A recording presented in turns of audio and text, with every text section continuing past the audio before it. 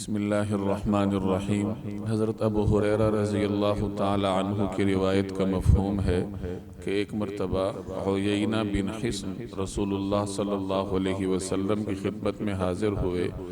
آپ صلی اللہ علیہ وسلم کو انہوں نے دیکھا کہ نبی کریم صلی اللہ علیہ وسلم حضرت حسن یا حضرت حسین کو چوم رہے تھے، تو وہ کہنے لگے کہ یا رسول اللہ، آپ بچوں کو چوم رہے ہیں جبکہ میرے 10 بچے ہیں اور میں نے ان میں سے کبھی کسی کو نہیں چوما۔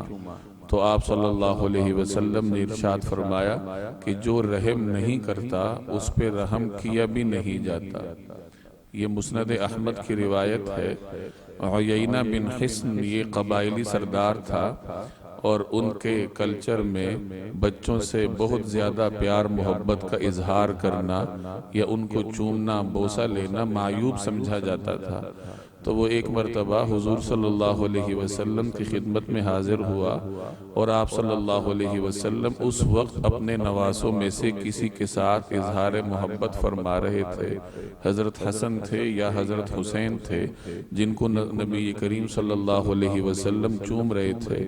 تو وہ قبائلی سردار حیران ہوا اور اس نے حیرت سے دریافت کیا کہ آپ بچوں کو چوم رہے ہیں جبکہ میرے 10 بچے ہیں اور میں نے ان میں سے کبھی کسی کو نہیں چوما۔